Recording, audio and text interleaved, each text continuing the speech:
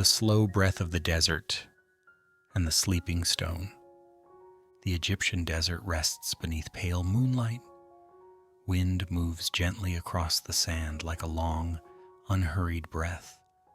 Where the surface seems to hold only silence and stone, a vast ancient structure lies hidden below, not calling for attention, not seeking wonder, only resting quietly through thousands of years. The Labyrinth temple was not built to overwhelm. It was shaped for endurance, for balance, for the silent rhythm of corridors and chambers arranged with careful precision. Beneath the drifting sand, stone holds its steady breath, and time learns how to move slowly. The first slow footsteps. Beneath the sand, Egypt, circa 1900 BCE. When the story begins, there is no sudden sound, only the slow step of time gliding gently across stone smoothed by centuries of wind and sand. Above, the desert lies open beneath quiet moonlight. Below, beneath layers of earth and silence, a vast ancient construction rests, an underground labyrinth temple shaped by hands that understood patience. Nearly 4,000 years ago, during Egypt's Middle Kingdom around 1900 BCE, the land surrounding this place looked different from the desert we see today. Narrow branches of the Nile still reached outward across wide lowlands. Seasonal floods spread ribbons of dark soil across the fields. Grain rose in calm waves beneath soft skies. Date palms lined the edges of canals. The air in early morning carried cool moisture, settling gently on water jars, stone steps, and reed-thatched roofs. Life moved with reliable rhythm. People rose with the light. Tools were lifted, water was drawn. Fields were walked slowly barefoot on damp earth. No hour pushed against the next. Time unfolded the way the river did forward, steady, never hurried. It was in this age of balance that the Labyrinth temple began to take form beneath the surface of the land. It was not raised skyward. It did not seek visibility. It was shaped downward, inward, careful, and exact. Stone by stone, chamber by chamber, it grew into the earth. The builders worked without haste. Large limestone blocks were cut near the river and eased onto wooden sleds. Dozens of hands guided each load. Ropes tightened, feet pressed into sand.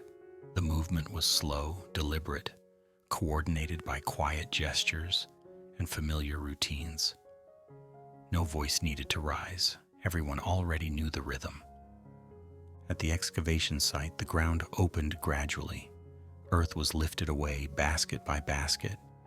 Each layer revealed cooler tones beneath the sun-warmed surface. As the chambers deepened, temperatures settled into calm stillness. The air inside the growing labyrinth was always cool, always steady. The corridors were not wide. They were built for walking, not for gathering. Each passage bent with subtle intention, slight turns, measured angles, gentle slopes leading from one level to another. No corridor rushed forward. No corner arrived sharply. Everything eased into the next space the way a breath moves from inhale to exhale. The chambers were shaped in quiet symmetry, square corners, smooth walls, ceilings supported by stone that carried weight without strain. Nothing creaked, nothing shifted. Every surface was cut to hold stillness. Light entered only in narrow streams from carefully aligned shafts above. Even at midday, illumination never flooded in. It touched the walls instead of filling them, forming soft bands that moved slowly across stone as the sun traveled its arc. Inside the labyrinth, time could be seen, not heard. Above ground, life continued unaware of the slow expansion beneath its feet. Markets opened at dawn, clay jars passed from hand to hand, linen caught sunlight as it dried on wooden frames. Cattle moved slowly between pasture and water. The river carried boats in patient lines along its mirrored surface. People did not speak of the labyrinth as something mysterious. It was simply understood as part of the land's deeper order present, stable, working quietly beneath everything else. Children played on the surface, seeds were planted, paths were worn into familiar curves. Below all of it, stone chambers slowly reached their final shape. Years passed, then decades, then longer stretches of time that no one counted closely. The builders aged, new hands took their place. The stone remained unchanged. Eventually, the entrances were sealed. Surface markers were low and simple. There were no towering signs, no wide stairways. Just earth restored carefully over stone. Just sand returning to its place, one thin layer at a time. At first, the temple still existed close enough to be remembered. Farmers walked past the area knowing what rested below. The wind traced familiar patterns across the surface. Footsteps passed overhead. Life remained aware. But the land itself was slowly shifting. Nile branches changed course across generations. Floods reached new areas and withdrew from others. Moist ground dried into pale dust. Vegetation retreated. Sand began to move more freely. Each year, the desert gave back one more thin veil of grains.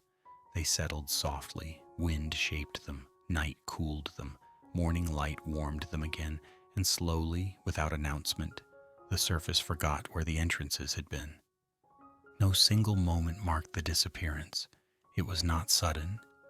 It was gradual, so gradual that even memory adjusted without resistance. One year, the stone lay just below the surface. A century later, it was several arm lengths below. Another century passed, then another. Beneath all that silent accumulation, the labyrinth temple did not change. The corridors remained aligned. The chambers remained balanced. The roofs held without strain. The air stayed cool and still. Time continued above in wide, sweeping arcs. Kingdoms shifted. Settlements moved. New stone was built elsewhere. Old paths were replaced with fresh ones. But beneath the surface, the original pattern remained untouched. Inside the labyrinth, sound faded completely. No footsteps passed. No voices traveled through the halls. Even echoes learned to rest. What remained was stability. The walls did not crumble because they had never been stretched beyond their purpose. The ceilings did not sag because they carried only what they were meant to carry. The angles held because they were calculated by hands that trusted slow measurement. Centuries folded into one another, then millennia. Sand continued its quiet work above. Wind continued its long, wandering path. Moonlight crossed the desert in patient arcs, never reaching the chambers below. If one could descend now slowly, carefully, the transition would feel immediate.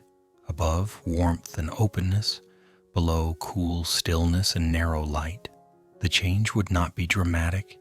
It would be gentle, like stepping from sunlight into shade beneath a tree.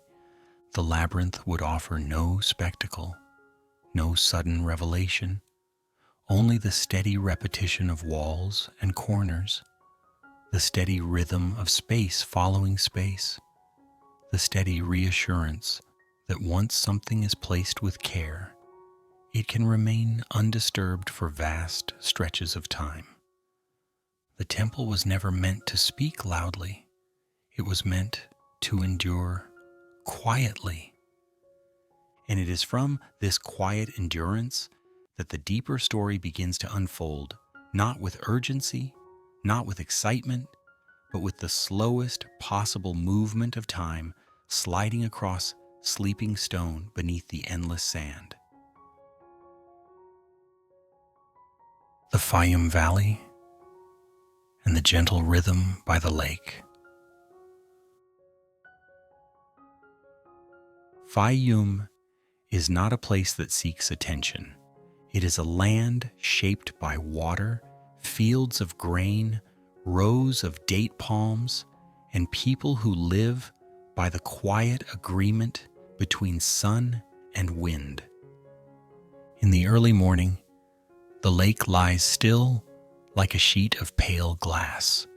The sky hangs lightly above it, reflected in soft shades of faded blue. Fishing boats drift without effort. No one rushes. Everything follows a rhythm that has already been practiced for generations. Nets are pulled in with slow arms.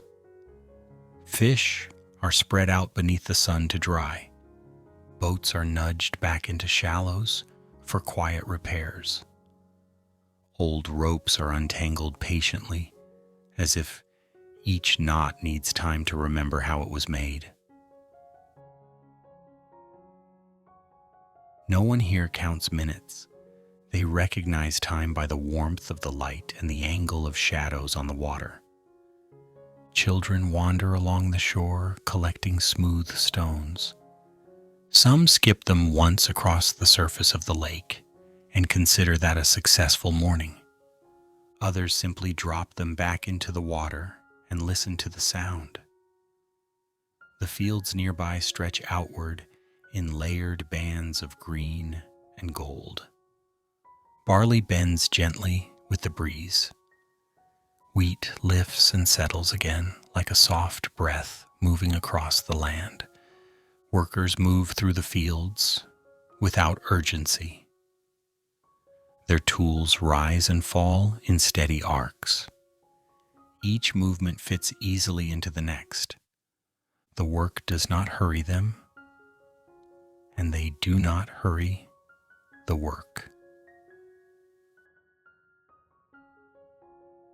Water channels weave between plots of land. Bare feet step lightly along the damp edges. The cool mud holds each footprint for a moment before slowly smoothing it away. Date palms stand in calm lines along the paths.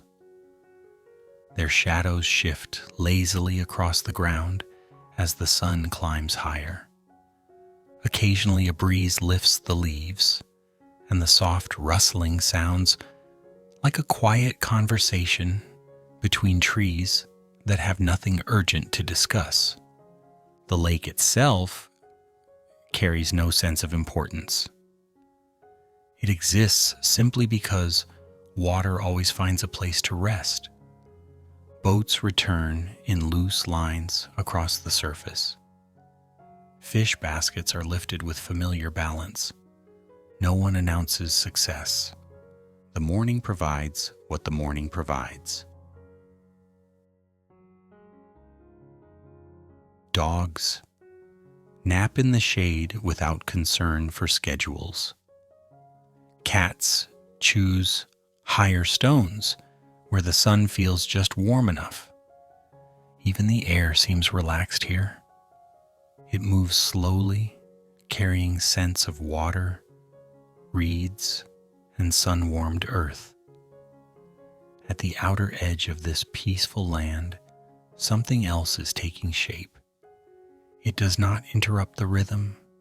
It does not demand attention. It simply grows slowly and steadily from the ground upward and inward. A massive stone structure is being assembled at the far boundary of the cultivated land. Each block is set in place with careful patience. No decoration calls the eye. No announcement marks each stage. The builders arrive each morning at an unhurried pace. They drink water before they lift stone. They stretch arms and shoulders without making a show of it. They begin when the light feels right. Large limestone blocks rest on wooden sleds. Ropes lie coiled nearby like sleeping snakes that have no intention of waking quickly. When movement begins, it begins with gentle coordination rather than command. Hands tighten on fibers, feet press into sand. The sled shifts forward with a soft scrape. No single person pulls faster than another. Someone adjusts the direction with a quiet gesture. Someone else adds a wooden roller beneath the stone. The block glides forward, another fraction of a length. Progress is measured not in distance, but in smoothness.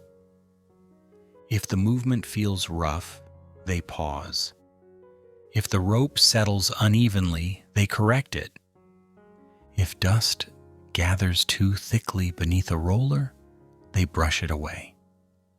The stone does not argue with them. They do not argue with the stone.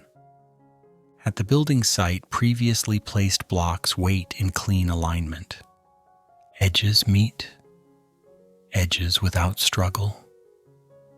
Corners hold their shape without protest. A block is eased down. Hands guide the last stretch of movement. The stone settles with a soft, satisfied sound. No one celebrates. They simply stand back for a moment to confirm that balance has chosen to remain. Then they drink water again. By mid-morning, the sun lifts higher above the valley. Light shimmers across the lake. The fields glow in softened gold. The construction site remains grounded in muted stone color. Heat rises and falls with steady patterns. Shade is found when needed. Work continues when it feels comfortable to continue. The structure grows inward as much as it grows upward. Passageways extend beneath the surface. Chambers take shape below ground with the same careful pace as the visible walls above. Below the earth, the air is cooler and quiet. Tools sound softer there. Voices naturally lower without being told. Stone surfaces are smoothed gradually, not to impress, not to display, simply to remove sharp interruption from movement. A person can walk through a corridor without catching cloth on rough edges. Light from above trickles down narrow shafts and rests gently against the walls.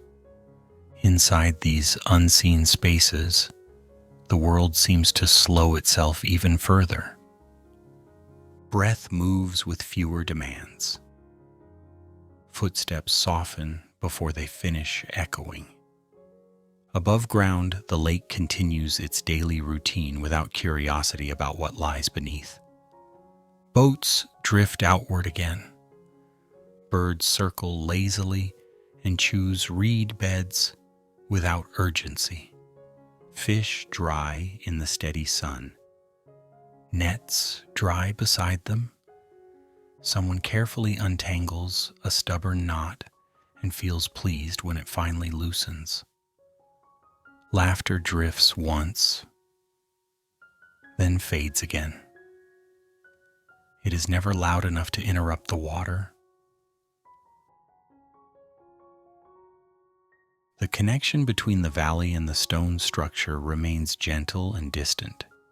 No fence divides them. No boundary stone declares importance. They coexist through quiet agreement. As noon approaches, shadows shrink. Work slows naturally, without being ordered. Tools rest against stone, hands rest on knees. Food is shared without ceremony, water is passed without counting. Everyone eats exactly enough. Afterward, some return slowly to the fields. Some return to the water. Some return to the stone. The afternoon mirrors the morning with softer light. The lake darkens slightly in tone. The sky leans toward pale gold. The stone receives this change without comment. It continues to hold what has been placed upon it. Chambers grow deeper. Corridors extend further. The structure becomes more complete, one unremarkable block at a time. No one speaks of final purpose. They speak only of alignment. They speak only of balance. When the light grows long and slanted, work fades naturally. Ropes are coiled again. Tools are stacked neatly. Hands are rinsed in shared water. The builders walk back toward the valley with dust on their feet and calm in their shoulders. By evening, the lake holds the sky once more. Reflections stretch and soften across the water. Boats settle into silence. Fields rest beneath wide shadow. At the edge of cultivated land, the stone structure stands quietly. It neither calls for attention nor gives a reason to look twice. It simply remains where it is. Beneath it, the hidden corridors and chambers hold their daytime coolness. Air rests inside them without motion. The stone seems to breathe as slowly as the valley itself. Night arrives without announcement. Stars appear one by one. The lake mirrors them imperfectly. Faiyum settles into sleep without needing to change anything about itself. The fields wait without worry. The lake waits without thought. The stone waits without expectation. And in this gentle balance of water, land, and quiet building, time continues its soft, unhurried passage. The stones arrive in silence. There is no noisy scene unfolding in the desert at this hour.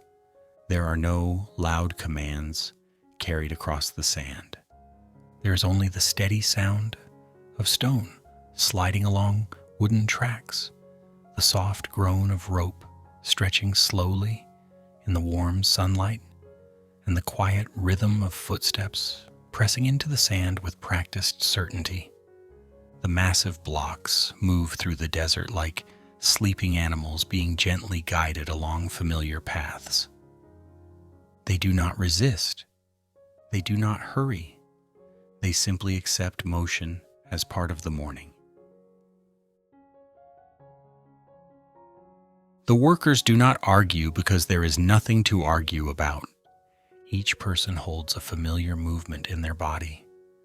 Each hand knows exactly where to rest on the rope. Each foot knows where to plant itself before the next step begins. Every rhythm is even. Every pace is steady. The temple does not grow through urgency. It grows the way a tree grows, a little each day. At the edge of the cultivated land, where fields slowly give way to sand, the stone path begins. Long wooden sleds wait in neat rows, already dusted with a thin layer of pale sand from earlier journeys. Ropes lie coiled beside them in patient loops, as if taking a quiet rest before another gentle effort. A block is eased onto one of the sleds with careful balance. The stone settles into place without drama. No one claps, no one steps back in ceremonial approval. They simply check alignment with a calm glance and begin. The first pull is never sudden. Tension grows gradually in the ropes. Fibers straighten. The sled shifts forward a fraction of an inch, then another, then a little more. The sound is soft and repetitive. Wood against sand produces a low, sliding murmur that never rises above conversation level, even when no one is speaking. The workers walk evenly, shoulders relaxed, movements smooth. No one rushes ahead to prove strength. No one lags behind to prove endurance. They move together because moving together simply feels easier. The desert itself seems to cooperate. The sand compresses under the runners of the sled. The air remains dry and light. The sunlight warms backs and shoulders without pressing too hard. Now and then, someone pauses long enough to brush sand from the track ahead. Another quietly adjusts a roller beneath the sled. These are not interruptions. They are part of the rhythm itself. The stones continue their slow crossing. From a distance, they appear almost stationary, as if the desert itself is carrying them forward, inch by inch, through its own quiet effort. The comparison to sleeping animals feels natural to the workers, though no one says it aloud. The stones rest on their sides, heavy and calm, allowing themselves to be guided without protest. If stone could sigh, one might imagine these blocks sighing contentedly as they glide across the sand. At times the sled path passes near farms and canals. Farm workers lift their eyes briefly from the water channels and grain rows. They note the passing stones with quiet recognition. Then they return to their work without comment. The movement of stone through sand has become just another natural process of the valley, like the slow drift of clouds or the steady rise of water in the canals after seasonal floods.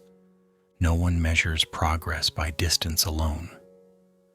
Progress is felt in how smoothly the sled slides, in how evenly the rope tightens and relaxes, in how little effort seems required today compared to yesterday. There are moments when the sled slows unexpectedly because the sand settles unevenly beneath one runner. When this happens, the workers stop without frustration.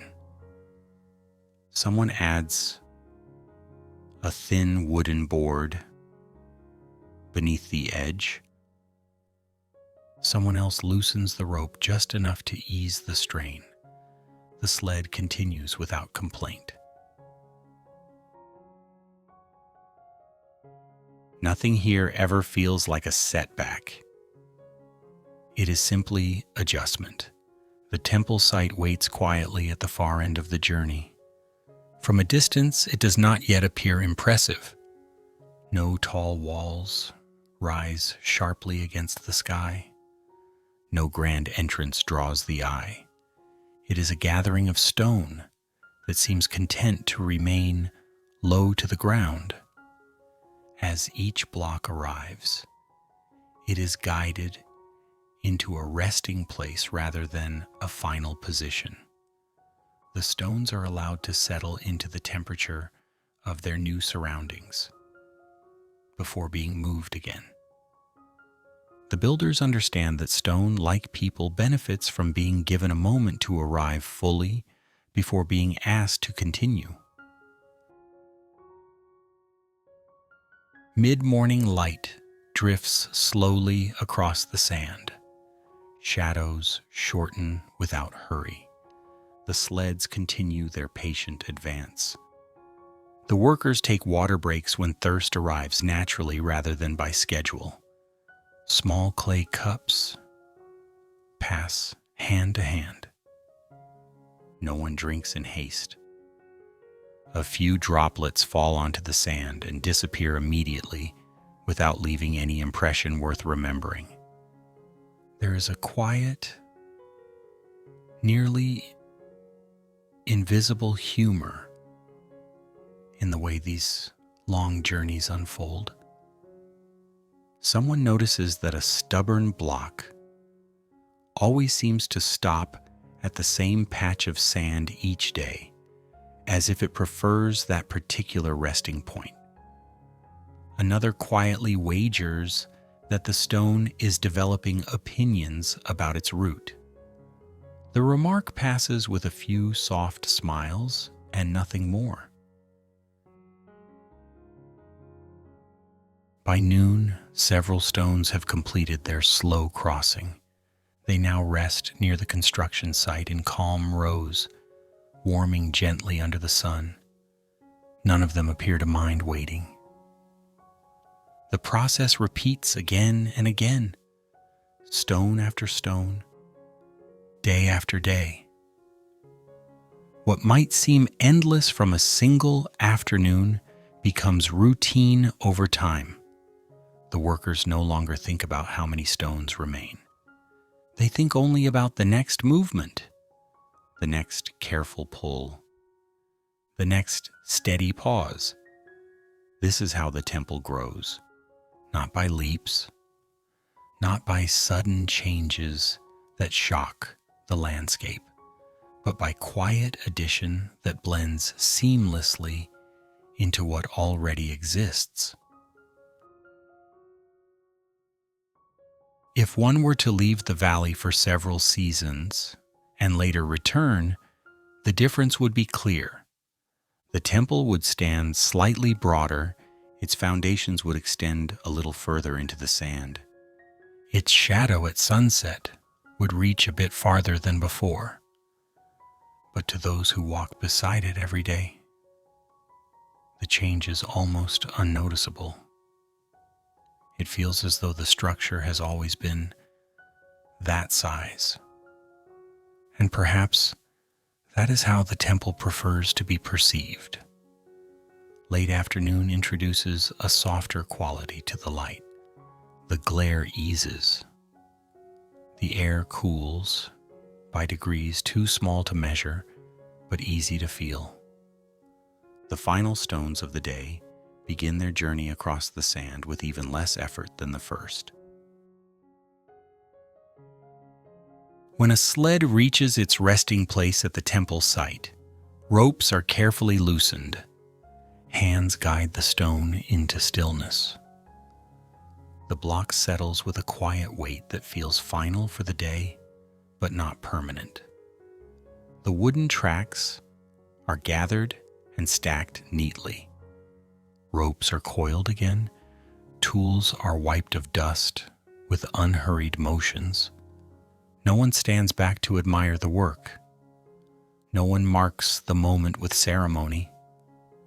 The temple simply holds what has been added to it today. As evening approaches, the desert begins to release the heat it gathered during the morning and afternoon. Warmth lifts gently from the sand and drifts away into the cooling air. The stone blocks absorb this shift without visible response. The workers return along the same quiet paths they arrived by. Their footprints soften behind them as the sand settles back into place. By the time the stars appear, the desert offers no evidence of the day's movement except for the faint outlines of sled tracks that will vanish by morning. The stones remain where they are. They do not speak of effort. They do not speak of destination. They simply remain. And in this way, without noise, without urgency, without announcement, the temple continues to grow. Not by force, not by spectacle, but by the same slow patience that carries the desert winds across the sand and the river water across the valley, one quiet movement at a time. The labyrinth structure gradually takes shape beneath the earth. Beneath the surface of the land, where sunlight thins into pale ribbons and sound softens as if wrapped in layered cloth, the corridors of the labyrinth begin to spread outward like slow-moving underground streams, never choosing a long straight direction, but instead easing into gentle curves that guide movement without haste, so that every passage feels less like a road meant to be followed and more like a quiet suggestion to keep walking at the same calm pace that has already been established. The layout unfolds gradually through a sequence of spaces that differ in shape, yet harmonize through proportion, with square rooms offering steady symmetry, rectangular chambers stretching just far enough for footsteps to echo once before settling into stillness, and rounded rooms softening every sound and shadow, so that even motion itself seems to grow polite while passing through. All of this unfolding beneath ceilings that remain low enough to preserve a sense of enclosure without ever pressing downward, creating an atmosphere. Hat feels protected rather than confined. The air in these underground passages holds a constant coolness that never becomes sharp and never fades into warmth, maintaining a balanced temperature that allows the body to relax into slow work without needing to adjust, while the faint movement of air through narrow connections between rooms drifts so gently that it seems less like a current and more like a steady presence that quietly acknowledges each space in turn. The craftsmen who work within this hidden world move with a familiarity that makes the unseen layout feel as well known to them as the paths of their own village, for each worker knows precisely which stone belongs in which position without requiring drawings spread across the ground or wooden frames erected for reference, since the entire structure already exists fully formed within the memory shaped by long practice, allowing every block to be guided into place not as a new decision but as the completion of a sequence that has already been rehearsed countless times in the mind. Each stone arrives at its location through movements that appear almost instinctive, lifted and lowered with careful patience, guided into alignment by hands that respond to the smallest resistance with immediate adjustment, and set down with a muted sound that blends so smoothly into the surrounding silence that even the echo seems to arrive, already softened. As the labyrinth grows inward, the new corridors never announce their arrival with any sense of display, for each fresh extension simply continues the quiet logic of what already exists, following the same curvature, the same controlled variation, and the same preference for subtle connection over dramatic expansion, which allows those who work within it to move deeper without experiencing any sudden shift in atmosphere, as though the structure itself is intentionally avoiding surprise. Time within these passageways adopts a character of its own, measured not through light or shadow, but through movement and temperature, and the faint rhythm of work that unfolds without urgency, so that a person may spend many hours shaping a single corner of stone without feeling the strain of duration, since nothing within the space encourages the mind to hurry. Occasionally, one of the craftsmen pauses to run a full palm across a newly finished wall to confirm that the surface remains even and continuous, and this simple gesture serves as both inspection and quiet acknowledgement that the stone has accepted its place without resistance, while nearby another worker may be engaged in smoothing the edge of a threshold with slow, repetitive strokes that produce a faint sound resembling the soft brushing of cloth, rather than the impact one might expect from stone against stone. The movement through the labyrinth always follows its natural curves, with turns arriving gently enough that no one ever feels the need to brace before changing direction, allowing footsteps to continue at the same unbroken rhythm that carries them from one space toward the next without interruption. The subtle humor that exists within this environment arises not from spoken words, but from the small recognitions shared silently between those who work there, such as the way a particular corridor seems determined to bend a fraction more than expected, prompting a quiet exchange of knowing glances, or the way a rounded chamber appears to soften every sound so thoroughly that even a dropped tool lands with a polite murmur rather than a sharp report, which some of the craftsmen privately consider to be the most considerate behavior a room could possibly display. The underground spaces seem to encourage such gentle observations, as though the structure itself prefers to be regarded with light affection rather than solemn admiration, and this unspoken agreement allows the work to remain steady and unburdened by any sense of gravity beyond the physical weight of the stone. Light enters the deeper sections only sparingly through narrow shafts, aligned carefully with cracks in the surface above, and this scattered illumination drapes the walls in soft gradients that fade gradually rather than shifting abruptly, ensuring that the transition from brightness to shadow never surprises the eyes, and that every movement of light feels like a slow breathing rather than a sudden change. The craftsmen navigate these shifts without difficulty because their bodies have learned to recognize space through more than sight alone, relying on the subtle cues of air temperature, echo, and the gentle resistance beneath their feet that indicate when one chamber gives way to another.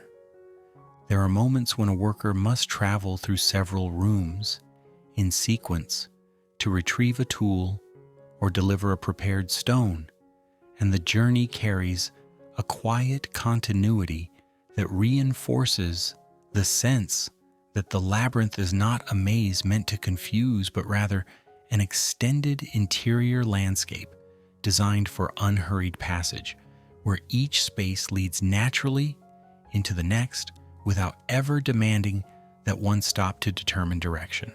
In this way, the very concept of becoming lost loses its meaning, since movement occurs without urgency and destination rarely seems more important than the act of walking itself.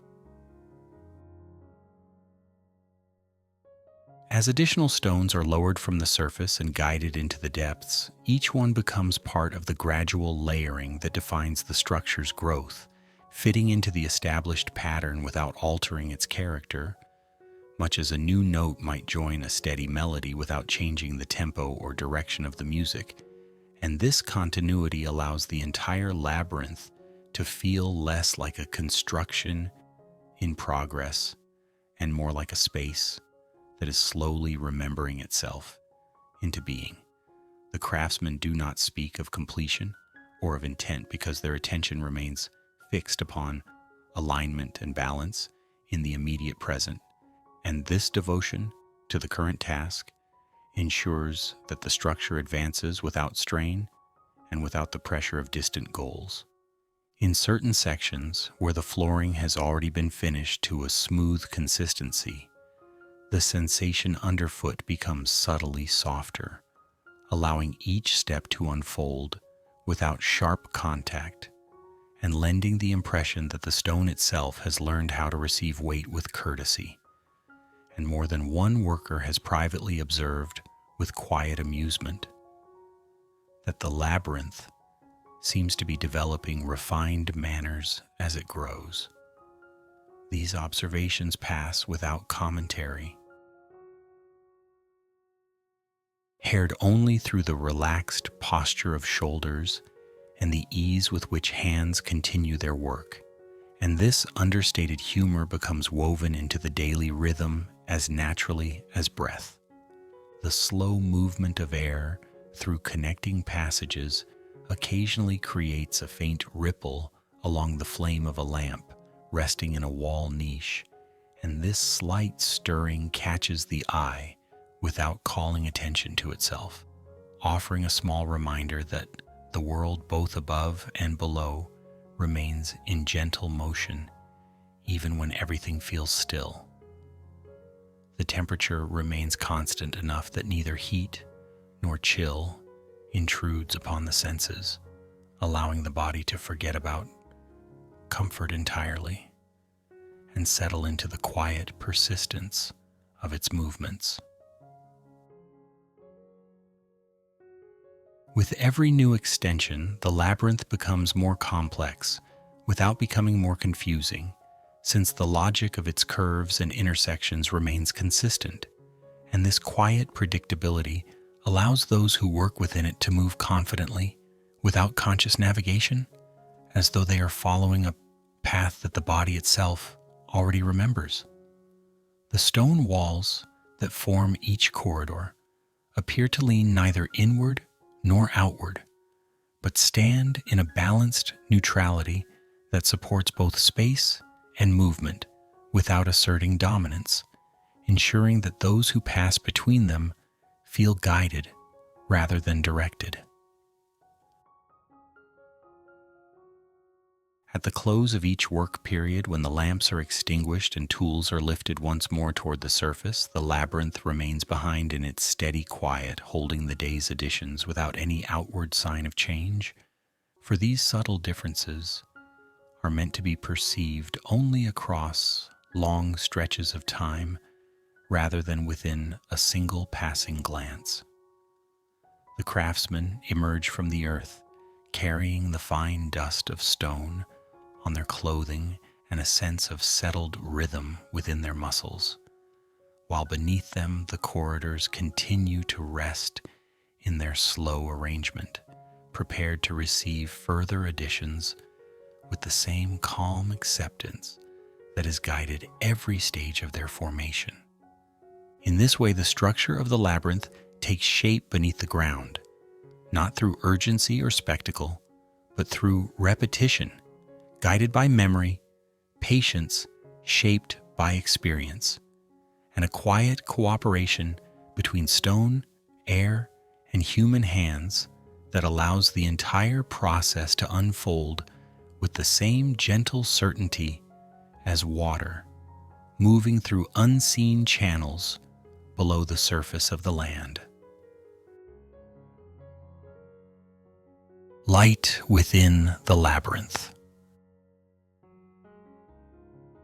Inside the labyrinth, there is no blazing fire to flood the corridors with brightness and no sudden flare meant to overwhelm the eyes, for light is invited inward only through openings so narrow that each ray must arrive with careful restraint, slipping gently through thin cracks and slender shafts until it settles upon the stone floor, like a delicate ribbon of silk laid down with quiet precision rather than dramatic flourish.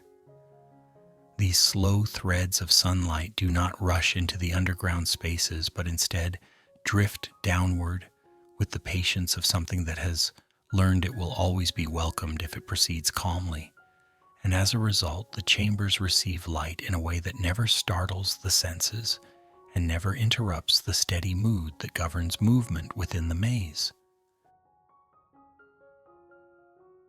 As the sun moves across the sky above the surface of the land, the position of these light ribbons shifts almost imperceptibly along the walls and floors below, gliding across stone with such subtlety that a person walking through the passages may only notice the change after a long while, when the floor that was softly lit a short time ago now rests in gentle shade, and another nearby surface has quietly taken its place in the pale glow. This slow migration of light creates a calm rhythm for the interior spaces, allowing those who pass through the labyrinth to sense the progression of the day, not through sudden brightness or fading darkness, but through the gradual reshaping of illumination that unfolds as steadily as breath. The eyes of those who enter the labyrinth never encounter harsh contrast because the light never arrives in excess. And for this reason, vision adjusts without effort as pupils widen or narrow in response to the calm gradations of brightness rather than to any abrupt shift, creating a visual experience that feels less like looking at a scene and more like being slowly introduced to it one surface at a time. The stone walls respond to this touch of light with quiet acceptance, reflecting only what they are given and never attempting to amplify the glow beyond its original softness, which allows the entire space to maintain an atmosphere of gentle balance where nothing competes for attention.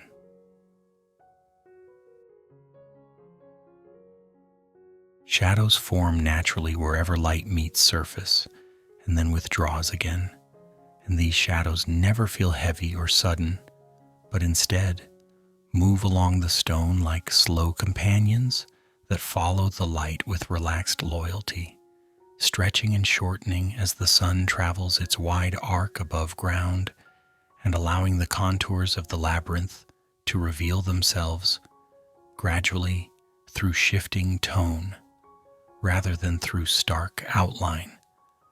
As people move through these changing bands of brightness and shadow, their silhouettes glide across the stone in elongated shapes that appear to drift rather than advance, creating the impression that both body and shadow are participating together in the unhurried rhythm of the space.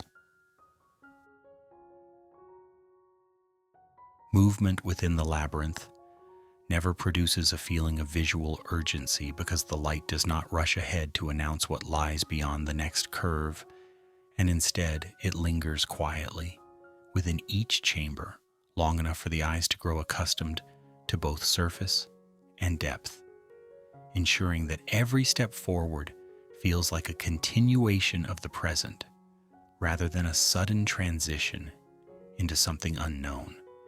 This gentle consistency encourages the body to maintain even pacing, neither accelerating toward brightness nor hesitating in shadow, as though the labyrinth itself prefers that all who pass through it keep to a tempo that matches the slow migration of light along its walls. At certain points, the shafts that guide sunlight downward pass through angled openings that bend the light slightly before delivering it to the floor below. And this subtle redirection causes the glow to arrive with a softened curve rather than a straight descent, giving the impression that the light itself has learned how to follow the gentle geometry of the labyrinth before joining it fully. The resulting shapes on the stone shift slowly over time, appearing first as narrow bands that gradually broaden before narrowing again, and this modest choreography repeats each day with such quiet regularity that it becomes one of the most dependable movements within the entire underground world. The craftsmen working in these spaces quickly become attuned to the language of light as it moves across their work areas, using its gradual progress as a quiet reference rather than a formal measure, noting when the pale ribbon has drifted far enough across a wall to suggest that another period of steady labor has passed without ever needing to glance upward toward the sky. Their tools reflect just enough of this illumination to be easily visible without producing any glare, and the stone surfaces they shape respond to each passing hour with slightly altered tones that lend the impression of an environment that is awake without being alert and active without being restless. A subtle and nearly invisible humor arises from these shifting patterns when a beam of light pauses for an extended time upon a particular wall or corner, as though the sun has chosen that small section of stone for close inspection, and more than one craftsman has quietly enjoyed the notion that the light itself occasionally lingers out of casual interest before continuing its slow journey across the labyrinth. These small observations remain unspoken and pass instead through the relaxed ease with which tasks continue, lending a soft lightness to the atmosphere without disturbing its calm. As the day progresses and the sun's position changes, certain chambers that were once softly lit gradually settle into shade, while others take on their turn to receive the pale glow, creating a gentle cycle of illumination that rotates through the labyrinth without fanfare and without interruption, allowing each space to experience both presence and absence in balanced measure. The stone floors receive this shifting light with quiet consistency, revealing faint textures and smooth surfaces that remain otherwise hidden in uniform shade. And this subtle revelation never demands attention, but simply invites quiet noticing by those who pass. The way light bends around corners in the labyrinth prevents any chamber from ever becoming brightly exposed in full measure. And this restraint preserves a visual harmony that makes it impossible for any single space to dominate the senses, ensuring that the experience of movement remains evenly distributed rather than focused upon a single dramatic point. This evenness encourages the body to remain relaxed as it walks, as nothing within the visual field signals urgency or surprise, and the eyes are permitted to wander gently across surfaces without being directed sharply toward any particular focal point. On the stone walls, the drifting light reveals gradual variations in surface that may have gone unnoticed under constant illumination, allowing tiny changes in texture and color to appear and recede with the passing hours. And these modest shifts produce a sense of quiet companionship between stone and sun that feels less like interaction and more like long familiarity. Occasionally, a worker passing through a chamber may notice that a spot of light has reached a location it rarely touches, and this revelation is received without excitement, but with a small internal satisfaction, similar to the feeling of encountering a familiar object in an unexpected place. The steady motion of light also guides the behavior of shadows cast by moving figures, causing each silhouette to glide smoothly across the walls and floors in elongated forms that appear to float rather than stride. And because the light never moves quickly, these shadows also drift without haste, creating the impression that both body and reflection are participating together in the same unhurried progression.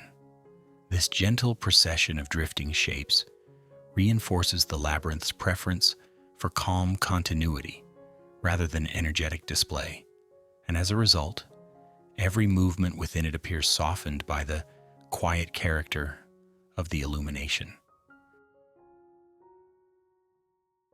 Even when multiple light shafts intersect within a single chamber, their meeting does not produce brilliance, but rather a slightly brighter blending that remains comfortably subdued, allowing the eye to adjust without effort and preserving the steady mood that governs every corner of the interior. The absence of strong contrast means that vision remains evenly balanced across both near and far surfaces, making it easy to perceive depth without strain and eliminating the need for caution born of poor visibility, which in turn allows the body to remain at ease rather than alert. As evening approaches above the surface, the descending angle of sunlight causes each shaft to grow longer and more slanted, stretching its pale band across wider portions of wall and floor below. And this gradual change creates a quiet awareness of transition without announcing it directly, allowing those inside to sense the approach of the day's close through gentle extension rather than through sudden dimming. The labyrinth receives this change with the same calm acceptance it grants every other adjustment, and the light finishes its daily journey without ceremony as it slowly withdraws back toward the narrow openings that first admitted it. When the last threads of sunlight fade from the deepest passages and the underground spaces return to their steady uniform shade, the absence of light never feels abrupt, because the withdrawal has already taken place slowly and with careful pacing, leaving behind an environment that remains visually calm rather than stark. The stone retains a faint memory of warmth that dissipates gradually, and this lingering comfort ensures that the transition from light to low illumination feels like a continuation rather than a departure. In this way, light within the labyrinth never behaves like a force that commands attention, but instead acts as a quiet companion that moves alongside the stone, the space, and the people who pass through, guiding the rhythm of the interior world with soft consistency rather than with emphasis. Shadows drift, surfaces glow faintly, and movement unfolds at exactly the pace required for restfulness to remain undisturbed, allowing the entire underground structure to exist within a continuous wash of gentle visibility that neither startles the senses nor leaves them searching. And so, within the labyrinth shaped beneath the calm surface of the land, light continues its slow guided journey through narrow passages and measured spaces, touching stone, shaping shadow, and then departing again with the same restrained patience that governs every other motion in this quiet, hidden world. The rhythm of life around the construction. Above the ground, while stone slowly settles into its hidden order below, life continues along the lake and fields with the same calm continuity it has always known, as if the land itself has agreed never to interrupt its own steady routine, allowing children to run along the shoreline with light footsteps that barely disturb the sand, their laughter drifting softly across the water before dissolving into the air like ripples that fade as soon as they appear, while nearby the harvest progresses at an unhurried pace with golden grain bending beneath practiced hands, and each bundle lifted with movements shaped more by rhythm than by effort, and the wind moves freely across the low dunes and open spaces with a familiar presence that neither pushes nor resists, but simply accompanies everything that happens in its path. No one in the valley speaks at length about the structure growing beneath the surface, not because it is hidden, but because it has already become as ordinary as the lake that reflects the sky or the seasonal winds that arrive and depart without explanation. And in this way, the underground construction exists within daily awareness, not as a curiosity, but as a quiet certainty that neither demands attention nor provokes speculation, remaining simply another feature of the land that has found its place without ceremony. In the mornings, families emerge from their homes with water jars balanced easily against their shoulders, footsteps tracing well-worn paths that lead toward canals and fields, while fishermen guide their narrow boats out onto the lake where nets slip into the water with undramatic grace and return again with whatever the morning has chosen to offer. And all of this unfolds under a rising sun that warms slowly rather than suddenly, allowing shadows to retreat at a pace that feels both reliable and unhurried. As the day stretches forward, the work of the valley arranges itself without signal, with some tending crops, others repairing wooden frames or smoothing the edges of clay vessels, and still others resting briefly in shaded areas where the air feels cooler, and conversation travels in low, comfortable tones that never strive to rise above the sound of wind moving through reeds. And in these shared moments of pause, the underground construction is neither denied nor emphasized, existing simply as a quiet accompaniment to the visible labor of the surface. Children return again and again to the lake's edge throughout the day, inventing games that require little more than stones, water, and imagination shaped by repetition. And they move with the relaxed energy of those who have nowhere else they are required to be, while the adults watch with half attention that neither restrains nor worries, trusting both the water and the rhythm of the land to continue holding everyone in steady balance. The grain fields shift color as sunlight slides across them, moving from pale gold to deeper amber without any single moment that could be marked as a turning point. And this gradual change is mirrored in the construction nearby, where stones gather additional warmth through the slow advance of the afternoon light, absorbing heat without exhibiting it openly and releasing it just as quietly when the day begins to soften. By midday, the wind lifts slightly across the dunes, drawing faint lines across the sand that alter the surface without ever fixing its shape in any lasting way.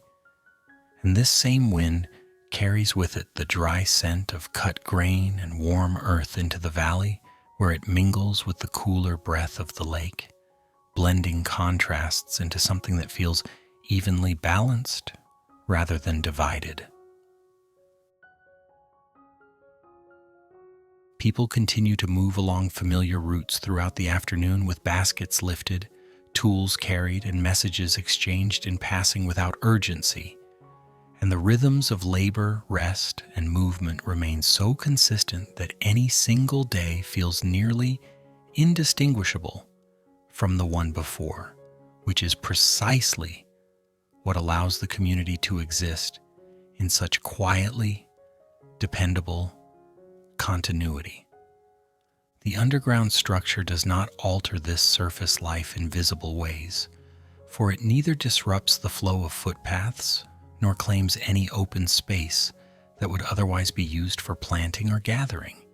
And because of this, the valley absorbs its presence as easily as it absorbs the yearly rise and fall of water levels, neither questioning nor emphasizing the change, but simply adjusting its movements around it as naturally as it would around a new stand of palms or a freshly widened path. As the afternoon progresses toward evening, shadows begin to lengthen across the sand, stretching gently rather than abruptly, and the outline of the construction above ground casts a narrow shape that drifts slowly across the dunes as the sun lowers, touching different patches of sand without holding any one of them long enough to leave more than a temporary impression, while the sand itself remains in quiet agreement with the wind, allowing footprints and markings to soften and disappear almost as soon as they are made. Workers returning from the fields leave light trails behind them that begin to blur at the edges within moments, and even the tracks of carts and animals gradually dissolve into smoother patterns as the breeze passes over them, ensuring that the land never feels burdened by the weight of past movements, but instead remains open to receiving whatever the next day will place upon it.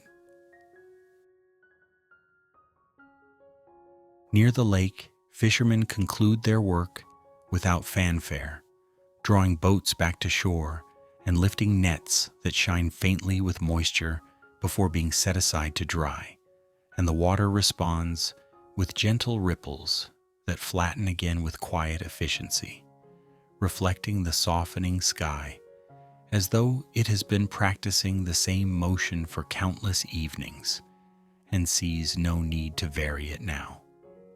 The children linger until the light grows low enough to cool their skin, at which point they drift back toward their homes without ceremony, their energy fading as smoothly as it arrived earlier in the day, and behind them the lake returns to its usual stillness without appearing altered by their play.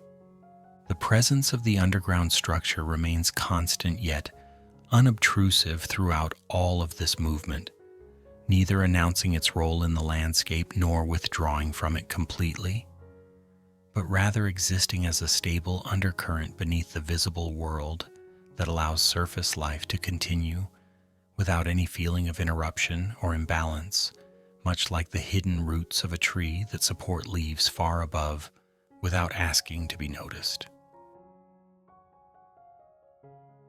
As evening approaches, the air cools gradually rather than sharply, and the warmth stored within the stone above and below the surface begins to release itself back into the surrounding space with quiet consistency, contributing to a gentle equilibrium that makes the transition from day to night feel less like a change and more like a continued unfolding of the same slow rhythm.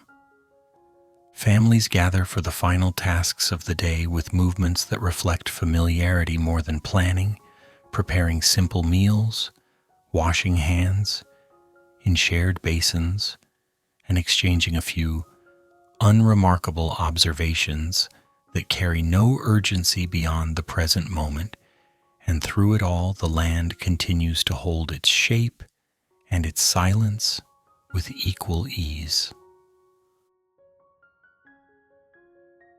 The shadow cast by the construction grows longer and thinner as the sun lowers, sliding across the sand until it stretches beyond the immediate area of the site and dissolves into the broader patterns of evening shade that settle across the dunes, fields, and lake alike. And when the last light fades from the surface of the stone, nothing dramatic follows, for the sand and wind accept this change without hesitation, continuing their quiet exchange, as they always do. Footprints made during the day soften further as the breeze passes over them one last time before night, and by the time darkness settles fully across the valley, few traces remain to indicate how many times the same paths were walked or how many loads were carried, leaving the land free of visible effort and ready to support the same steady rhythm again tomorrow. In this way, the daily life surrounding the construction unfolds without drawing attention to itself or to the structure beneath it, as children, workers, water, wind, and stone all move within their respective patterns, without collision or competition, each following a pace that neither demands acceleration nor resists continuation, and the valley remains held within a gentle balance where nothing rushes forward and nothing lingers unnecessarily, allowing the slow hidden work below and the ordinary visible work above to exist together as equal parts of the same calm, enduring landscape. The interior space of the temple. Inside the temple, there are no brilliant decorations meant to dazzle the eye, and no surfaces crowded with carvings meant to impress, for everything here is shaped according to a quiet discipline that favors smooth stone, straight walls, and door frames formed in calm, square outlines that stand with a steady confidence rather than with any need for display, allowing the space to feel complete without asking to be admired. The stone surfaces carry a gentle polish, born not from ornament but from careful shaping, so that a hand placed against a wall meets nothing sharp or irregular, but only a cool, even texture that feels as dependable as the ground beneath one's feet. The corridors extend with patient restraint, neither narrowing too suddenly nor widening without purpose, and this balanced proportion allows those who walk within the temple to move without caution or hesitation, because the space itself seems to have removed every reason for alertness, guiding footsteps forward through consistency rather than surprise. The doorways rise in squared frames that neither tower overhead nor press downward, shaped to welcome steady passage without drawing attention to themselves, and the thresholds beneath them remain level and smooth, so that each crossing feels like a continuation rather than a transition. The sound of footsteps within these interior spaces moves slowly and rounds itself as it travels, so that each step produces a soft, complete note that rises and fades without echoing sharply, creating a rhythm that feels more like a steady pulse than like noise.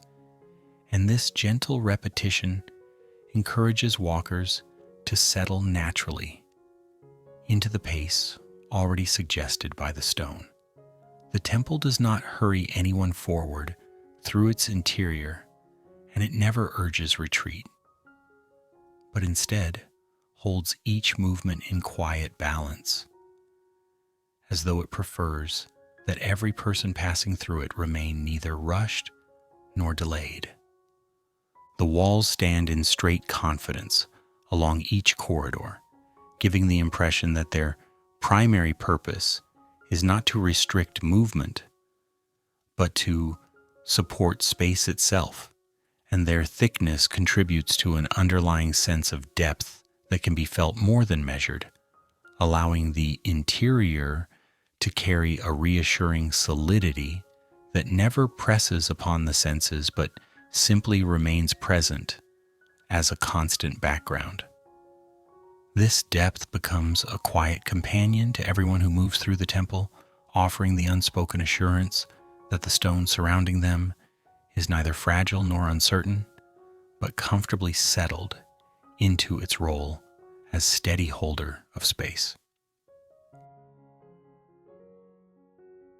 Light, when it finds its way into these interior areas, arrives only in modest measure and without ambition, settling gently along the stone surfaces without producing glare or dramatic contrast, so that the eye adapts almost immediately and then forgets entirely that it has adapted, which allows vision to become unremarkable again in the most comforting sense of the word.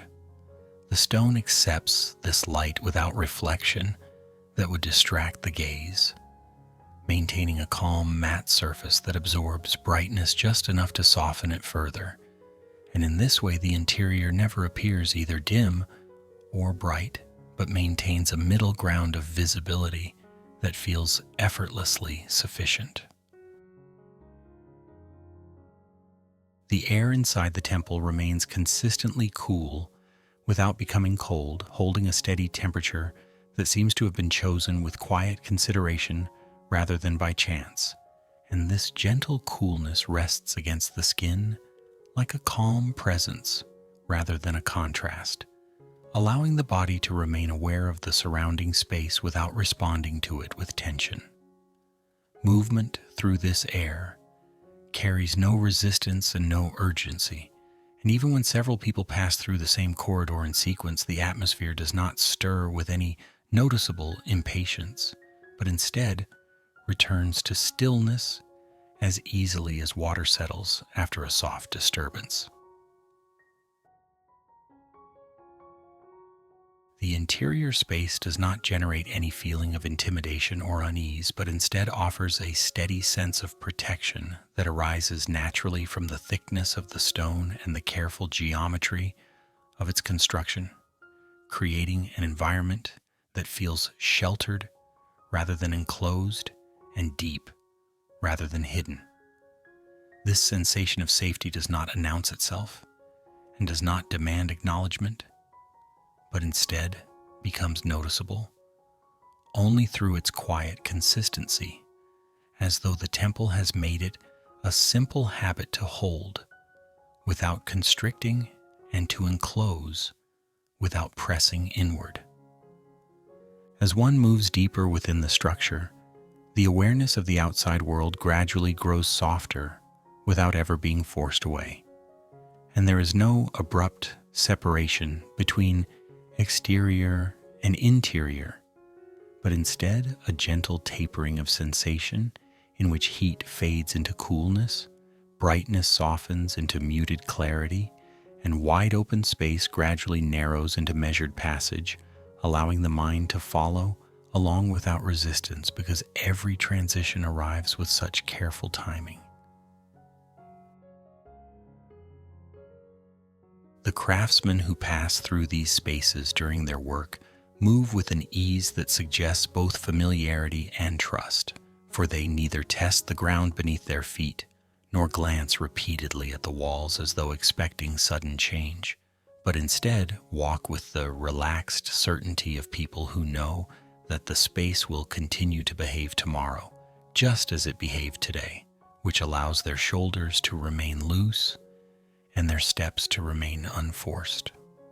A quiet, nearly invisible humor emerges in moments when sound behaves with particular politeness, such as when a dropped tool reaches the floor and produces a soft, round tone that seems almost designed not to interrupt anyone's thoughts, or when a sequence of footsteps aligns just long enough to resemble an unintentional rhythm that feels briefly organized before returning again to casual irregularity.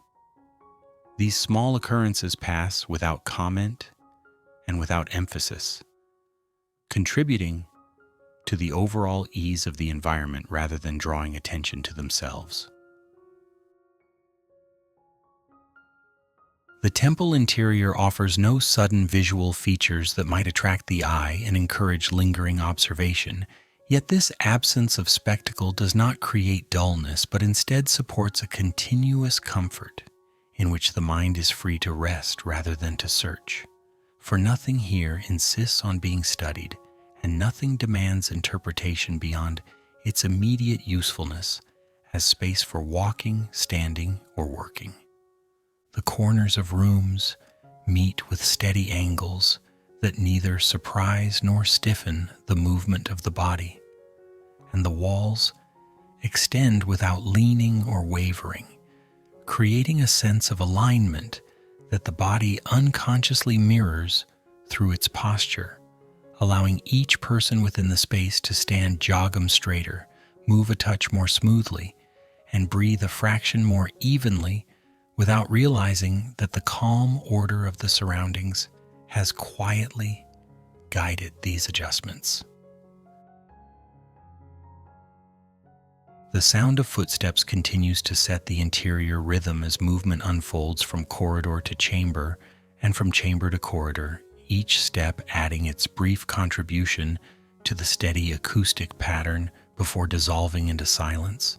And over time, this repetition becomes so familiar that it feels less like sound being produced and more like sound accompanying movement the way breath accompanies walking. The temple interior does not try to inspire any strong emotion and does not attempt to provoke curiosity or awe, but instead offers a neutral stability that invites the mind to settle into simple awareness of space, movement, and presence. And because of this neutrality, the experience of being within the temple never rises into excitement nor falls into heaviness, but remains suspended in a gentle middle state where the senses are quietly engaged without strain. The deeper one moves within these spaces, the more the surrounding thickness of stone becomes perceptible, not through pressure, but through a subtle sense of insulation from change, as though the shifting conditions of the outer world have been carefully sifted before being allowed entry, leaving behind only what is calm enough to coexist with the steady interior. This filtering effect contributes to the feeling that time itself moves differently here, not because it has slowed in any mystical way, but because fewer changes reach the senses at once, allowing each moment to extend comfortably without being crowded by the next. When motion finally pauses within a chamber and the body comes to rest against a wall or stands quietly within the center of the room, the surrounding stillness does not feel empty, but rather feels filled with the quiet presence of stone, air, and depth, all of which cooperate to maintain the same calm character that has guided every previous step through the interior. In this way, the interior space of the temple remains faithful to its quiet design, offering smooth stone, straight walls, square doorways, rounded footstep sounds, and a steady sense of protected depth that neither startles nor suppresses, but simply supports movement and rest with equal patience, allowing every passage through it to feel like a continuation of the same gentle rhythm rather than a sequence of separate experiences. The labyrinth as a long, steady breath.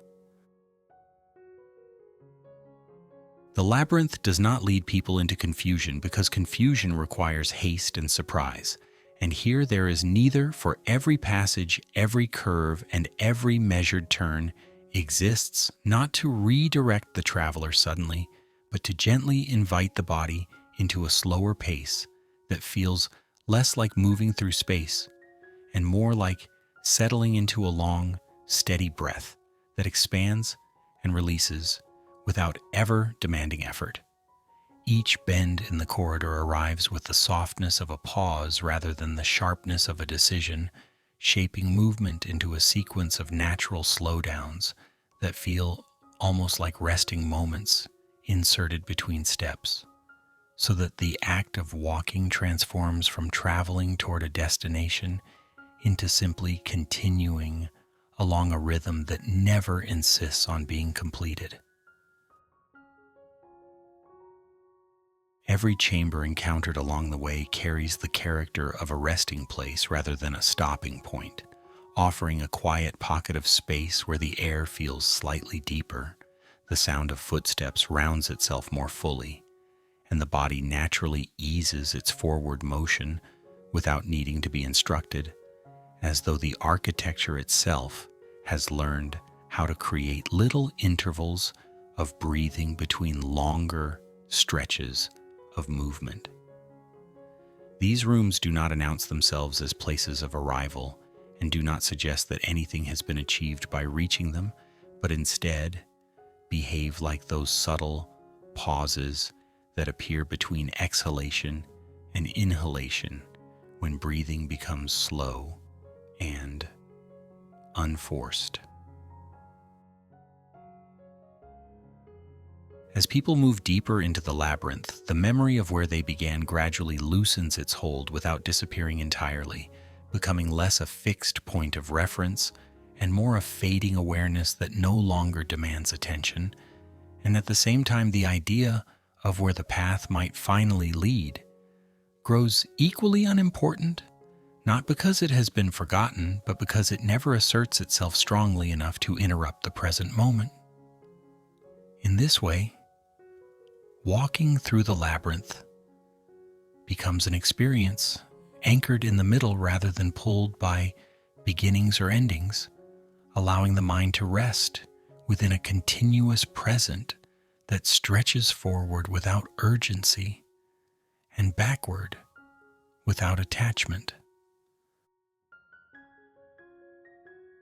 The slow rhythm created by this succession of turns and chambers works quietly upon the body without ceremony, encouraging the shoulders to settle, the breath to lengthen, and the legs to adopt a steady, unhurried cadence that feels both effortless and reliable, as if the labyrinth has tuned itself to the natural tempo of calm human movement, and then offers that tempo back to anyone willing to follow it.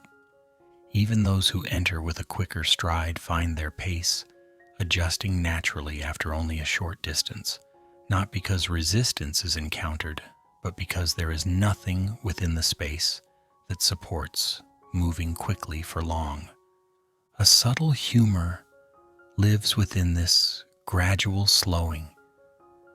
When a person eventually realizes, without marking the moment, that they have been walking far more slowly than they originally intended, and this realization arrives not with surprise or concern, but with a quiet acceptance that the labyrinth has simply succeeded in teaching a gentler pace without offering any formal instruction.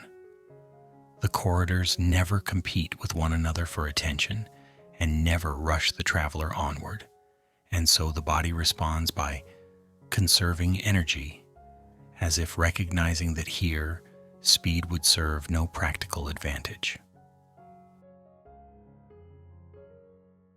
The repetition of curves and pauses does not create monotony, but instead builds a soft pattern that the senses grow comfortable following, much like the slow sway of water against a shoreline that never needs to be counted to be understood. And within this pattern, each turn becomes less a change of direction and more a continuation of the same slow unfolding that began with the very first step. Over time, this repetition encourages a state of movement in which the distinction between walking and resting becomes faint, as though the body is doing both at once by moving without strain and pausing without fully stopping. Breath begins to mirror the architecture, lengthening slightly with each quiet turn and settling more deeply during each chamber's gentle stillness. And this synchronization arises without conscious intent because the space itself quietly supports it through consistent proportions and steady air that never presses upon the chest or urges the lungs to work harder. The labyrinth becomes, in this sense, a structure that breathes by guiding the breathing of those who move through it, not through any forceful influence, but through the calm suggestion of its form. Time within this environment begins to feel less like a sequence of measurable units and more like a smooth surface that the body glides across without friction, and because there are no sudden shifts in light, sound, or temperature to divide one moment sharply from the next, the progression from one stretch of walking to another feels continuous rather than segmented, allowing the experience to unfold as a single extended interval of calm presence rather than a chain of separate events. This quality of continuity gradually softens the importance of progress in the usual sense, because the act of moving forward no longer feels like leaving something behind or getting closer to something ahead, but instead feels like remaining within the same unfolding condition that simply expresses itself through different curves and rooms. The path does not ask to be completed any more than a breath asks to be finished before the next one begins, and this absence of pressure allows the body to participate in movement without ever needing to evaluate where it stands in relation to a goal. The chambers that appear at regular intervals along the route reinforce this sense of unhurried progression by offering brief expansions of space that naturally slow the step and deepen the breath before the corridor narrows again and movement resumes at the same gentle pace, creating an alternating pattern of motion and rest that never becomes rigid but always remains fluid enough to feel spontaneous even after many repetitions. Each of these transitions happens without announcement and without emphasis, allowing the traveler to pass from one state to the next without the mind having to take note of any shift. Over time, the experience of walking through the labyrinth becomes less about tracing a route and more about participating in a rhythm that unfolds through space rather than through effort, and the body begins to recognize the cycle of corridors and chambers as a physical expression of the same steady breathing that continues within the chest without interruption. This recognition does not arrive as insight or realization, but rather settles quietly as a background understanding that never demands articulation because it already feels familiar. In this way, the labyrinth does not ask people to become lost or to find their way out, but simply invites them to move at a pace slow enough that direction itself loses its usual urgency and becomes secondary to the feeling of movement unfolding without resistance. Each turn becomes a pause without interruption, each room becomes a resting space without stopping, and each step carries the same calm continuity as the one before it, allowing the entire passage through the labyrinth to feel like a single, long breath that neither strains at the beginning nor anticipates its end. Time passing over stone. Above the land, old sunlight fades gently and new winds arrive without ceremony, and the surface of the lake shifts its color with the quiet authority of the seasons, sometimes reflecting pale skies, sometimes holding deeper tones, while the reeds along the shore lean one way and then another, as if practicing the same slow gesture year after year, without ever growing tired of it. The fields wake and rest in steady cycles as grain rises, ripens, and is gathered, and then the soil lies calm again under open air, ready to receive the same sequence once more when the time feels right. Generations pass across this surface world without urgency, with children growing into adults and adults easing into older rhythms, and new footsteps naturally replacing older ones along the same familiar paths, while the lake continues to accept every reflection without keeping it for long, and the wind continues to carry the same sand back and forth in patterns that never attempt to become permanent. Homes change slowly, hands change slowly, voices change slowly, and yet the rhythm that holds the valley together remains steady enough that each new generation settles into it, as though it has always been waiting specifically for them. Below all of this, the stone of the labyrinth remains exactly where it was placed, neither responding to the passing years with movement, nor showing any interest in participating in the steady exchange that shapes the surface of the land. For stone has elected to practice a different relationship with time, one that does not involve seasons, harvests, or the gradual exchange of one human life for another, but instead focuses upon the long stillness that unfolds in stretches far wider than memory. There are days when no one enters the underground passages at all, when no footsteps pass through the corridors and no hands rest momentarily against the walls. And yet the space does not feel empty, because absence here does not translate into lack, but instead becomes a deeper form of fullness shaped entirely from quiet. The chambers remain gently occupied by their own depth. The air rests within them without circulation, and the shadows hold their place with polite consistency, so that the labyrinth never requires an observer to feel complete. On such days, the surface continues its unremarkable activity as if nothing unusual is happening, with boats still drifting across the lake, tools still shifting from hand to hand, and wind still arranging sand into shapes that last only as long as the next gentle breath of air allows, and the separation between above and below becomes not a boundary, but a soft layering of different tempos, existing at once without interfering with one another. The stone below does not measure time as people do, and it does not mark days or years with any visible sign of passing, but it does register change in a subtler manner through slight variations in temperature as the earth above warms and cools, through tiny adjustments in pressure as sand accumulates and drifts away again, and through the faint memory of footsteps that once traveled through its corridors and have long since dissolved back into silence.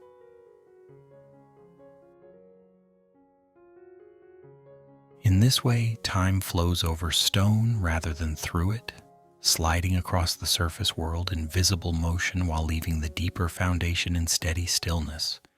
And the contrast between these movements remains gentle enough that neither appears to dominate the other, allowing both to exist as equal expressions of the same slow unfolding. There is a quiet humor in the way the surface world treats change as an ordinary requirement, while the stone treats stillness as its natural state, as if the two have reached an unspoken agreement that someone must remain in place while everything else practices moving along, and neither seems inclined to question the arrangement. The lake gathers the stories of many skies, but never keeps them. The wind borrows shapes from the dunes without asking permission, and the people borrow time from one another as they pass through shared work and shared rest. While beneath all of this, the labyrinth quietly borrows nothing at all and simply continues being what it already is. Sometimes the light above takes on a softer quality as seasons turn, and the warmth that reaches into the upper levels of the ground changes its character just enough to be felt by the stone as a faint adjustment that arrives and then departs again without request. And even this small variation is received without reaction, as though the stone considers such shifts to be part of the ordinary background rather than events worth noting. When no one enters the underground space for long periods, the labyrinth does not grow restless or anticipate return, because anticipation belongs to moving things, and stillness has no requirement for expectation, so the corridors remain arranged as they were. The chambers preserve their proportions with quiet confidence, and the air continues to occupy its place with patient neutrality. Above ground, children at different times find new ways to run along the lakeshore. New harvests discover their own minor variations in color and weight, and new winds practice rearranging the same sand into slightly altered forms, and each of these small changes is treated as familiar enough that no single one stands out for very long. Below ground, the stone remembers none of this in the way people remember, and yet it holds a deeper form of continuity by never allowing itself to become something other than what it is, practicing an unbroken presence that does not compete with change, but simply stands beneath it as a steady underlayer. The passing of time above the labyrinth becomes a quiet procession of light and shadow, warmth and coolness, rising and settling, while the passing of time below becomes almost imperceptible, noticed only in the way silence seems to grow richer rather than thinner as years move along.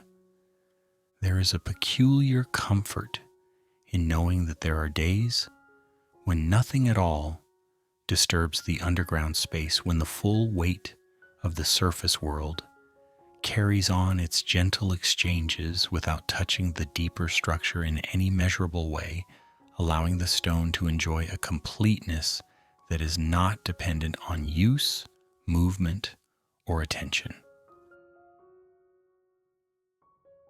In this layered arrangement, where life above remains busy with its ordinary concerns and stone below remains occupied only with being still, time finds a way to move and to rest at the same moment, sliding easily between motion and quiet without forcing one to replace the other. And so old sunlight fades into memory. New wind arrives without announcement. The face of the lake alters its expression with each season. Generations step into one another's places along the surface paths, and beneath it all the stone continues to lie where it was set, holding its place without instruction, without resistance, and without any need to acknowledge how much time has already passed above it. The temple when people no longer visit. Over many quiet seasons, the sand begins to gather at the entrance, not with any sense of urgency, but with the patient cooperation of wind and gravity, and the opening that once welcomed steady footsteps gradually grows narrower in a way that never announces itself as change, but simply rearranges space so subtly that even those who once passed through it frequently would struggle to say exactly when it began to look different.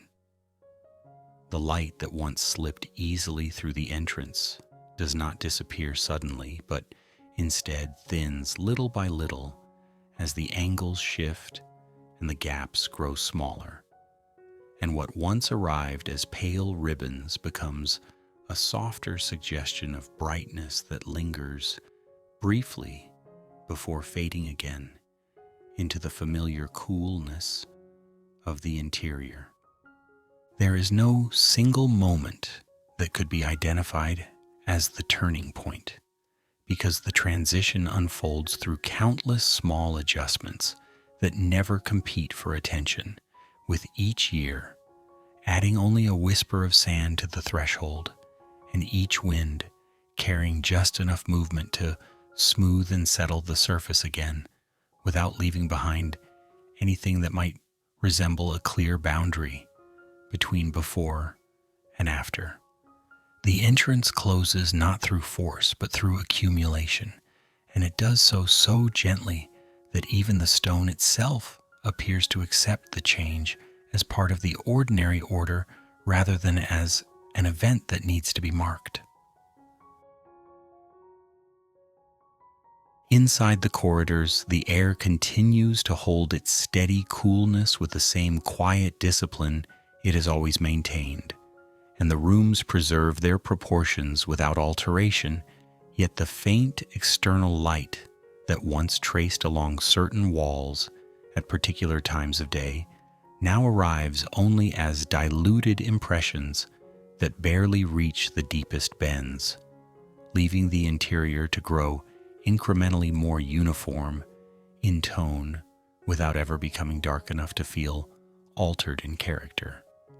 The labyrinth does not react to this soft dimming with any visible response because it has never relied upon light in excess, and therefore does not experience the reduction as loss, but only as variation within a range it already understands. Above the surface, life continues to move along its familiar patterns without consulting what lies below, with wind still shaping the dunes, the lake still shifting its reflections, and paths still receiving new footprints that replace old ones without keeping any permanent record. While beneath all of this, the temple remains exactly where it was built, quietly practicing the art of remaining in place as the world above rehearses the art of continual change.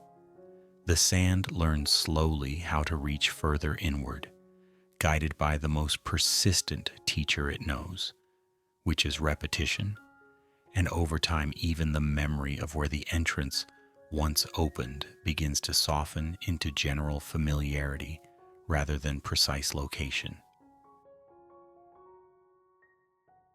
The narrowing does not produce dramatic absence inside the labyrinth because the space was never defined by traffic alone, and when footsteps stop arriving for longer intervals, the chambers do not feel abandoned but simply become more strongly themselves, filled not by movement, but by the deeper form of stillness that settles when nothing presses against it. The air rests without circulation. The shadows hold their shapes without interruption, and the stone continues to occupy every position with the same confidence it held on the first day it was set in place. The gradual closing of the entrance does not announce itself to the interior as an ending, because endings require awareness of what is being concluded, and the labyrinth practices a different relationship with time in which continuity is favored over moments of completion. Light becomes less defined, sound becomes rarer, and these changes arrive so slowly that they never register as change in the ordinary sense, but only as the environment gently returning to a quieter version of what it has always been capable of supporting.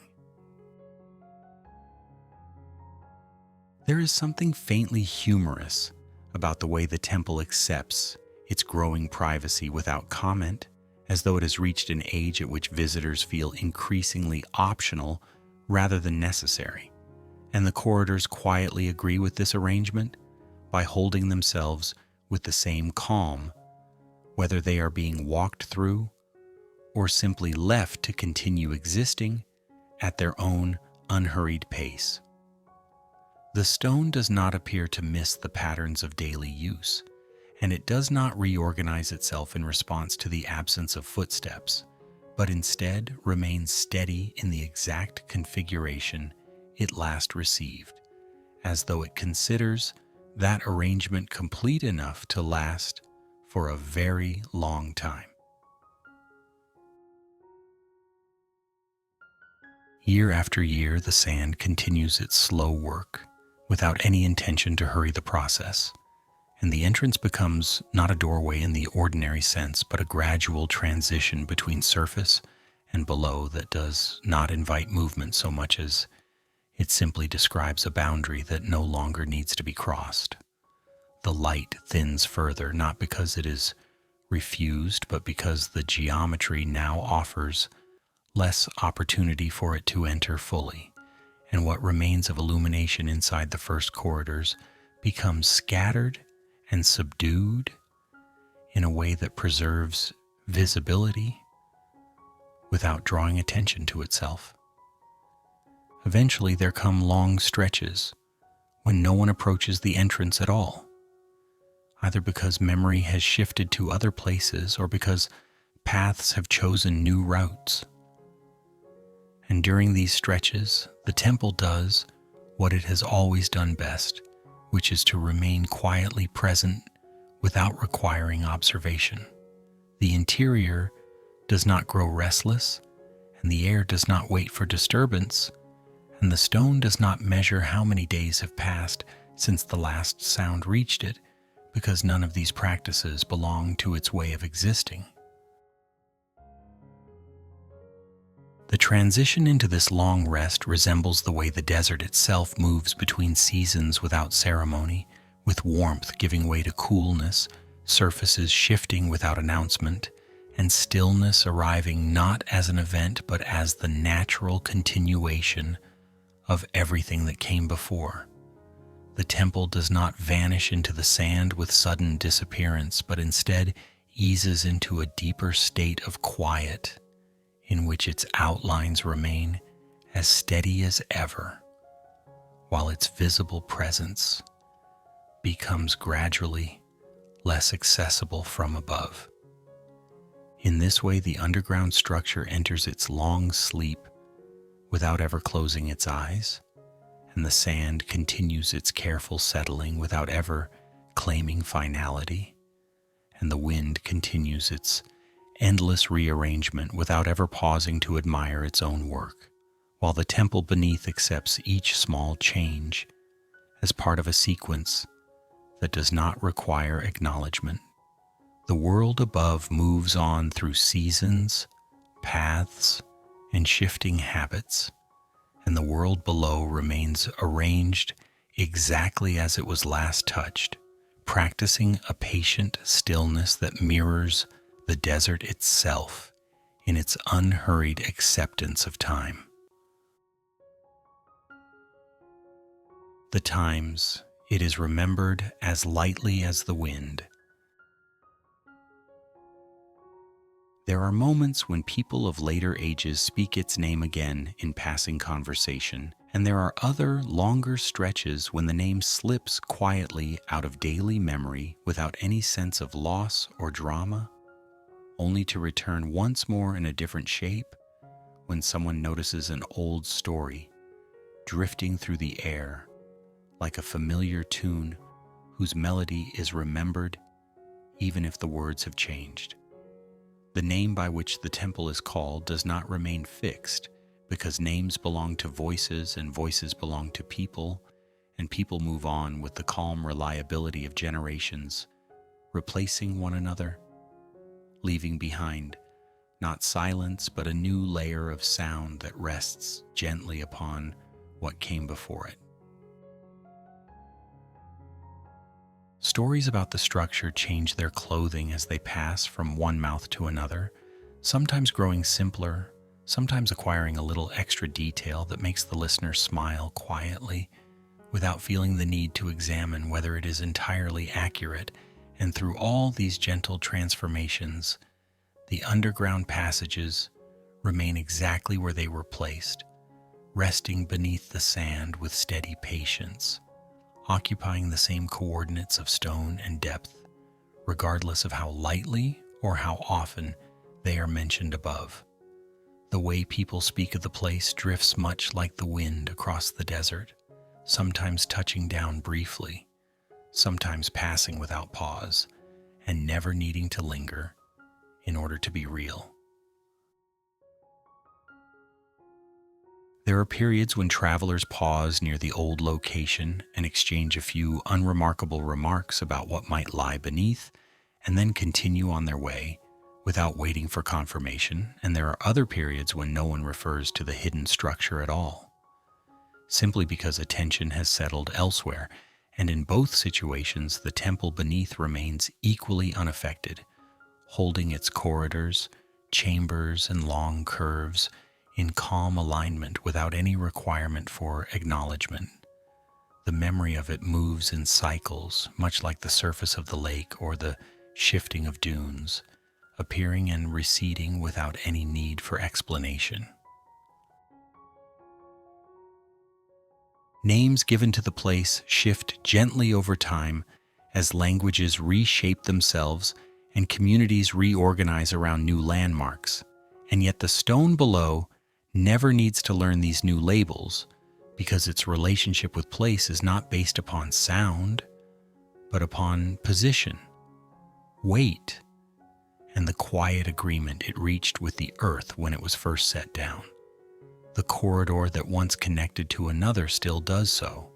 The chamber that once opened inward still opens in the same calm curve, and every measured angle remains loyal to the arrangement it was given, regardless of what words may now float above it.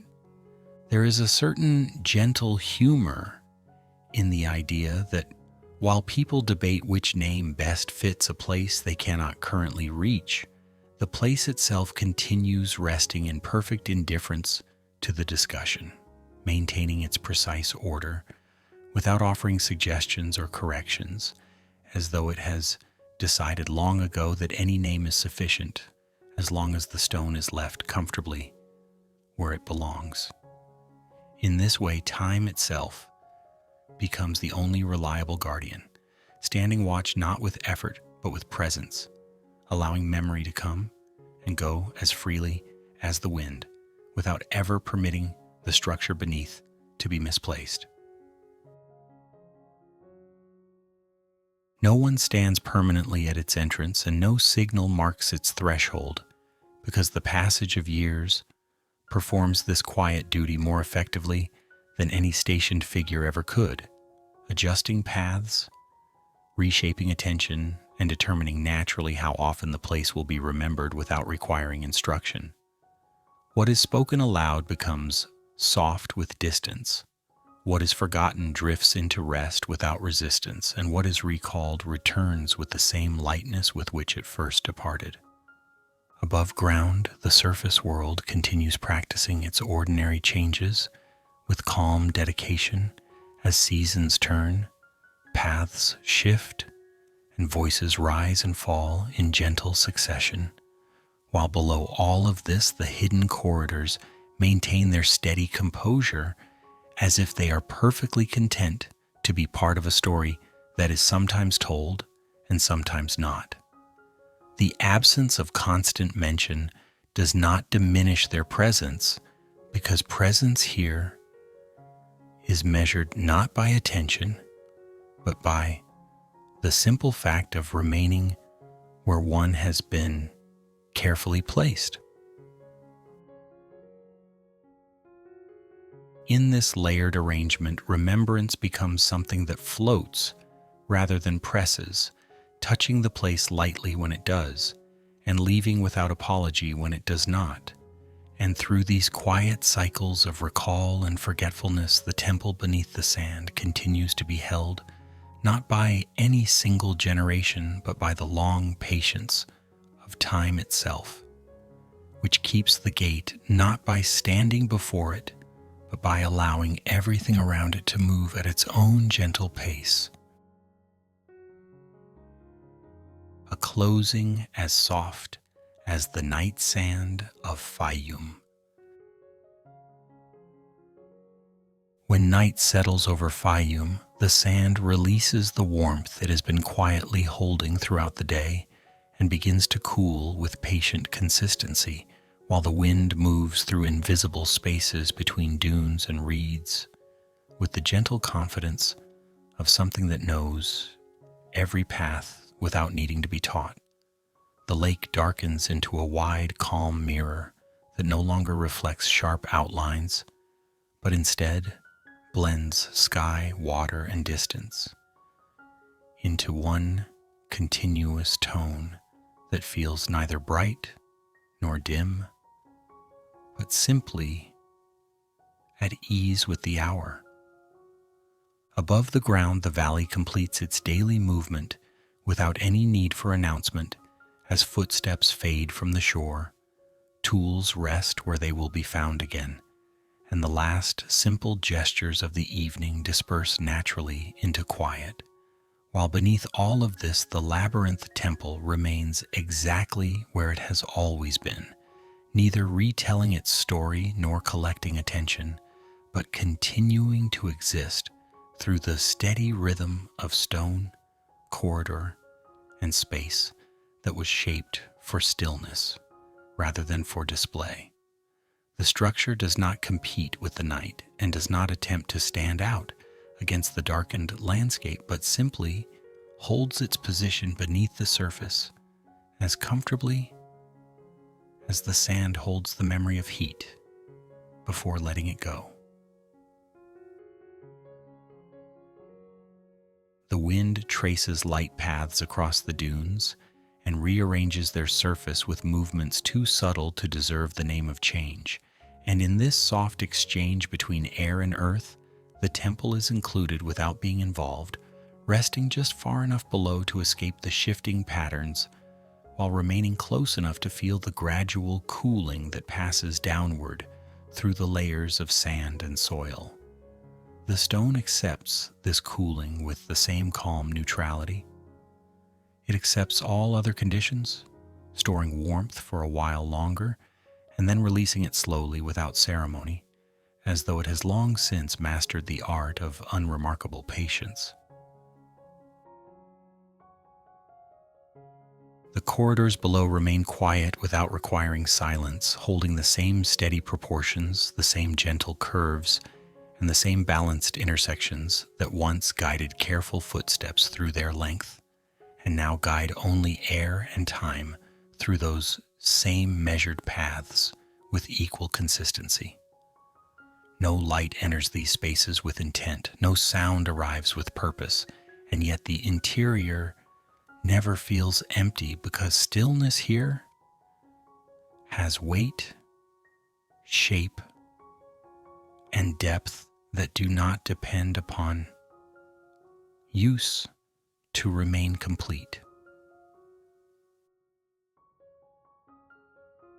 There is something faintly humorous in how faithfully the temple continues its calm routine of being itself, even when no one is there to observe it, as though it considers observation to be optional and presence to be entirely sufficient.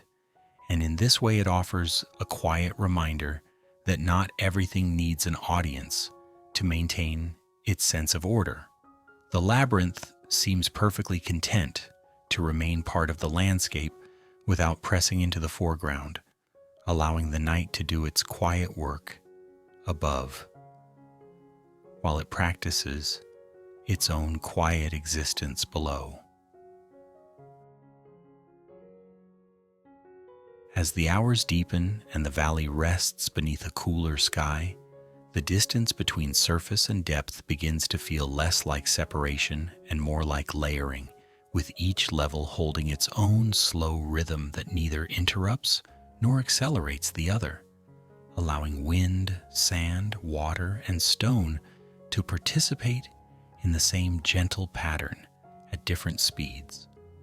The dunes continue their slight rearrangements. The lake continues its subtle breathing of ripples and reflections, and the temple continues its silent arrangement of space without needing to keep track of any of it. And as the eyes begin to close and the body settles into the familiar comfort of ending the day, the image of the labyrinth does not vanish suddenly, but instead eases backward through memory at the same deliberate pace that shaped every corridor, every chamber, and every quiet turn within it, drifting further and further away without resistance, as though it is making room for rest in the most polite way possible. The curves soften, the light fades, the sense of depth becomes gentler, and what remains is not the structure itself, but the steady calm it has carried all along. In this way, the night over Faiyum continues without ceremony. The sand cools without urgency, the wind wanders without destination, and the labyrinth remains without needing to announce itself, allowing the final image to recede as smoothly as breath, leaving the body, making space for sleep, to arrive not as an ending but as a natural continuation of the same slow, patient rhythm that has guided every step of this quiet journey.